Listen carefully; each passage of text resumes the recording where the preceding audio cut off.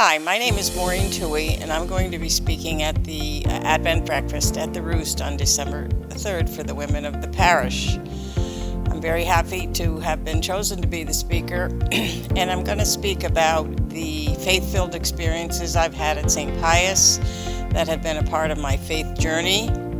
I am so grateful to be able to have this opportunity to share my lived experience, strength, and hope with people, especially the women of the parish who've been such a part of my faith journey over the many, many years that I've been a parishioner. Now don't forget, December 3rd, Wilford's Roost, be there, 8:30. Thank you. Welcome to Tuesday Update. You just heard from Maureen Toohey. She's going to be our women's speaker at our Advent breakfast this Saturday at 8:30. We also have our men's breakfast, 7:30 this Friday. And I always look forward to these. They're only an hour, but there's some wonderful food at Wilford's Roost.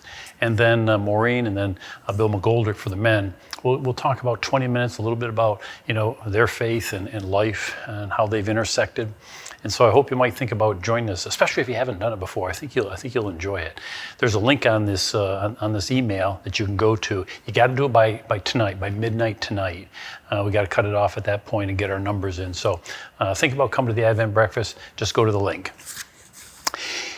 Last weekend we kicked off Advent, first Sunday of Advent, and we talked about one of the themes of Advent is it's a penitential season, like Lent. It's we look to try and come to grips with sin, and so we often look for opportunities for penance or reconciliation or confession. And we're going to have our Lenten penance service next Tuesday. It's going to be December 6th. At 7 o'clock right in the church. We'll have about 10 priests there. And it's a great way to kick off to kick off Advent with the penance service. And so I hope you might think about doing it. There's an examination of conscience right in this email, right? If you click on that, it's an adult examination of conscience, youth, and children. And so I know I always try to take a look at it before I go to confession, and hope you might find that to be useful. And be sure to bring your kids to the penance service. I think it's a great example for them to see their parents going to reconciliation as well.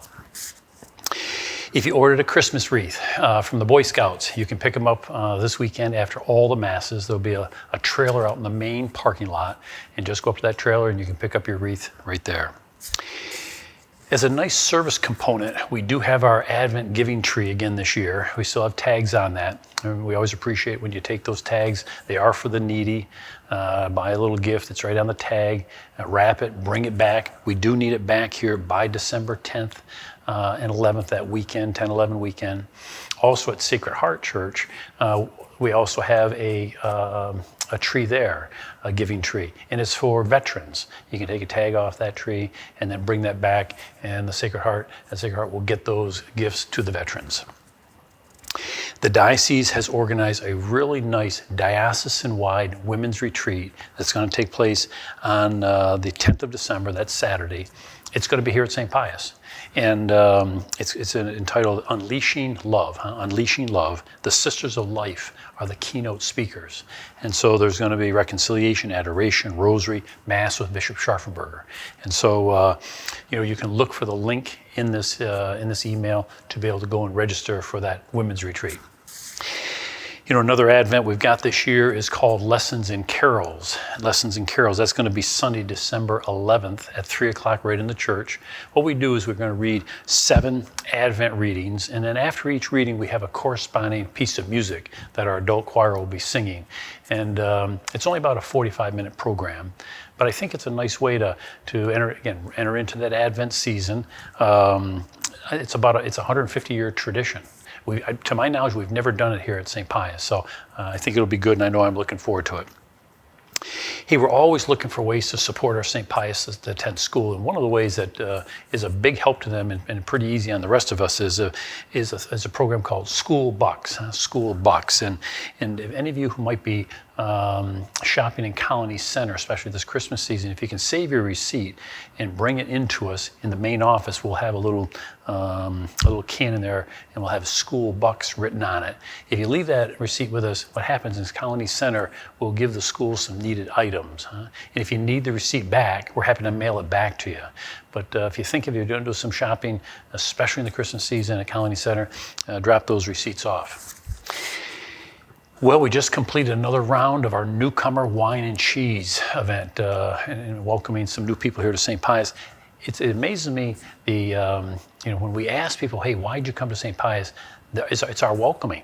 That is the major reason people talk about, is the sense of welcome they hear and they feel here at St. Pius. And I know that for Father Russ, Deacon Marty, myself, we can only get to a small percentage of people on a weekend to say hello, but you're our welcome committee.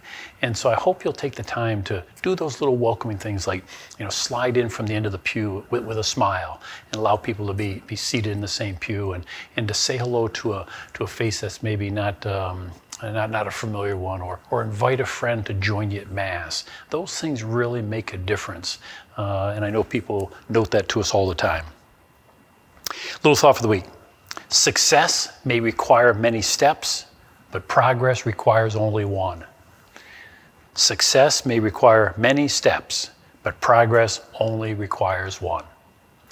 So I hope you'll join us this Sunday, second Sunday of Advent.